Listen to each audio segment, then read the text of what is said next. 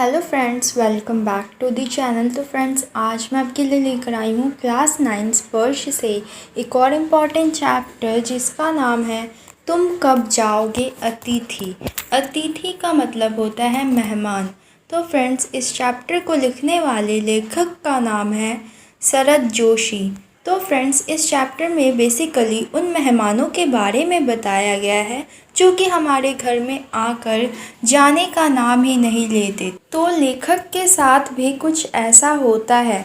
तो इस चैप्टर में जो लेखक है वो ये कहना चाहते हैं कि अतिथि हमेशा भगवान नहीं होते, यानी कि जो मेहमान होते हैं वो हमेशा भगवान नहीं होते, क्योंकि लेखक के घर पे आया हुआ अतिथि 4 दिन होने पर भी जाने का नाम नहीं ले रहा है।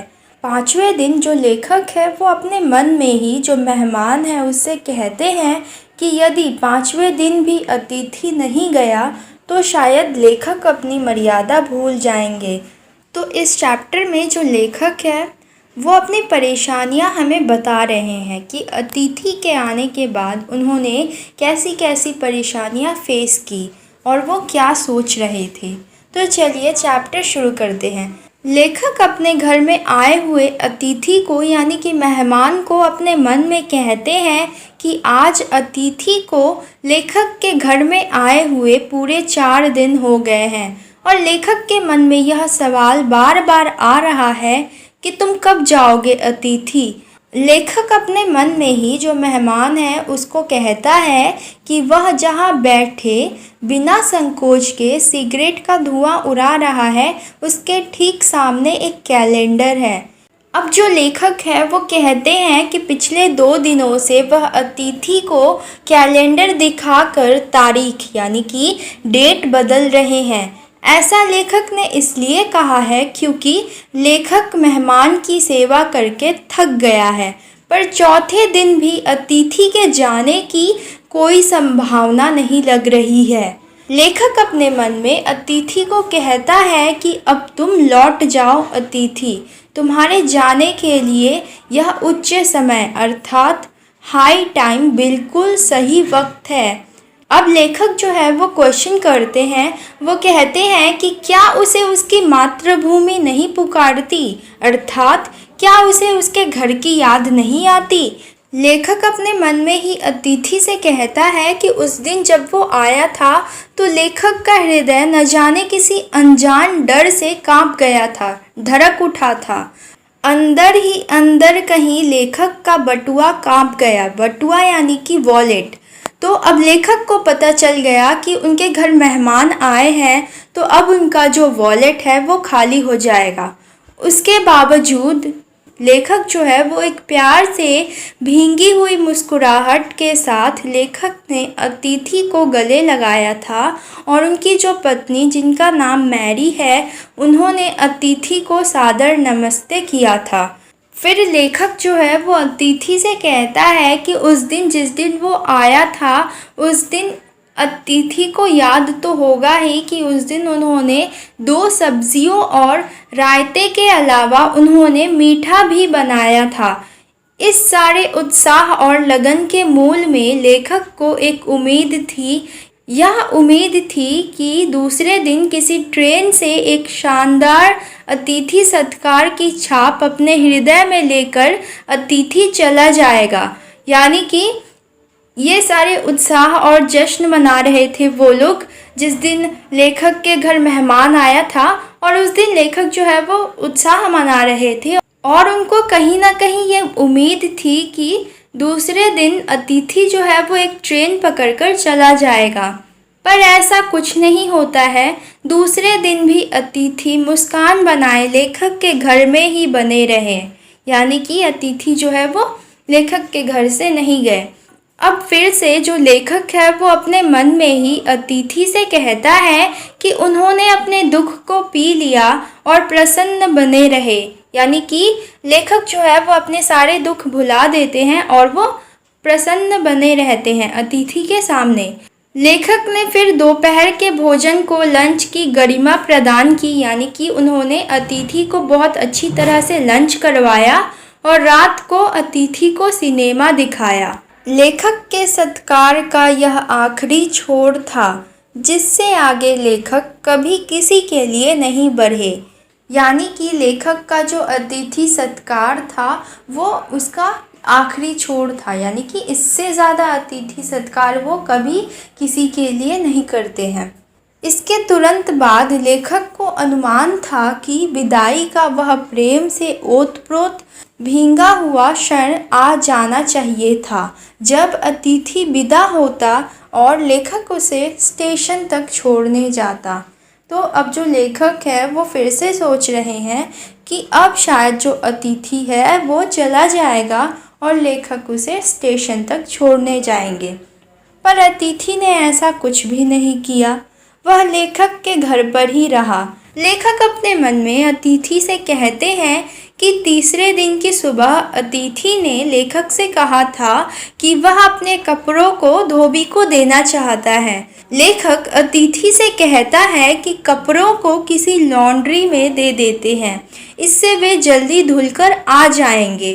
लेखक के मन में एक विश्वास पल रहा था, उन्हें एक विश्वास था कि शायद अतिथि को अब जल्दी जाना है। लॉन्ड्री पर दिए गए कपड़े धुलकर वापस आ गए और अतिथि अब भी लेखक के घर पर ही था।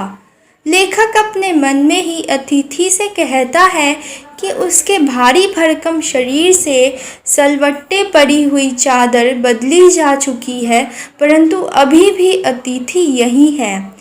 यानी कि जो लेखक है वो मेहमान से कहते हैं कि जो उनके बेड पर बिछने वाली जो चादर है वो बदल गई है, लेकिन फिर भी जो अतिथि है वो उनके घर से जाने का नाम ही नहीं ले रहा।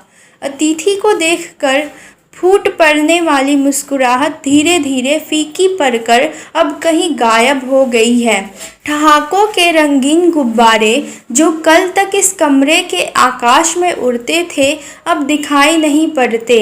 यानी कि यहाँ पर जो लेखक है वो कहना चाहते हैं कि अतिथि के आ जाने से लेखक की जो मुस्कुराहट है, उनके जो ठहाके की आवाज़ें हैं यानी कि हंसी की आवाज़ें हैं, वे सभी जो है वो गायब हो गई हैं। यानी कि उनकी जो खुशियाँ हैं वो कहीं गुम सी हो गई हैं। परिवार, बच्चे, नौकरी, फिल्म, राजनीति, रिश्तेदारी, तबादले, पुराने दोस्त, परिवार नियोजन, महंगाई, साहित्य और यहाँ तक कि आंख मार मार कर लेखक और अतिथि ने पुरानी प्रेमिकाओं का भी जिक्र कर लिया और अब एक चुप्पी है। यानी कि यहाँ पर जो लेखक है वो अपने परिवार के बारे में, बच्चे, नौकरी, फिल्म, राजनीति, रिश्तेदारी, तबादले, पुराने दोस्त, परिवार नियोजन, महंगाई, साहित्य, यहाँ तक कि अपने पुराने प्रेमिकाओं के बारे में अतिथि से लेखक जो है वो बात कर रहे हैं और अब उन्हें बोरिंग सा लग रहा है। लेकिन अब भी जो अतिथि है वो जाने का नाम नहीं ले रहा। लेखक के मन में बार बार यह प्रश्न उठ रहा है कि तुम कब जाओगे अतिथि।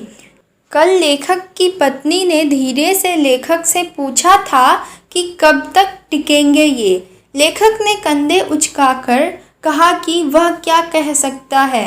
लेखक की पत्नी ने अब गुस्से से कहा कि अब वो खिचड़ी बनाएगी क्योंकि वो खाने में हल्की रहेगी। लेखक ने भी हाँ कह दिया। लेखक अपने मन में ही कहता है कि अतिथि के सत्कार करने की उसकी क्षमता जो है वो अब ख़त्म हो गई है। डिनर से चले थे, खिचड़ी पर आ गए। यानी कि कहाँ वो कितने तरह के, 2 तरह के सब्जियाँ, मीठा, ये सब बना रहे थे वो लोग, अब वो लोग खिचड़ी पर आ गए। और फिर लेखक आगे कहते हैं कि अगर अब भी जो अतिथि है, जो मेहमान है, वो नहीं जाता है तो अब शायद लेखक और उनकी पत्नी को उपवास करना पड़ेगा, यानी कि भूखा ही रहना पड़ेगा। तो लेखक अपने मन में ही जो अतिथि है उससे कहता है कि लेखक जानता है कि अतिथि को लेखक के घर पर रहना अच्छा लग रहा है, दूसरों के यहाँ रहना अच्छा ही लगता है। अगर बस चलता तो सभी लोग दूसरों के यहाँ रहते, पर ऐसा नहीं हो सकता।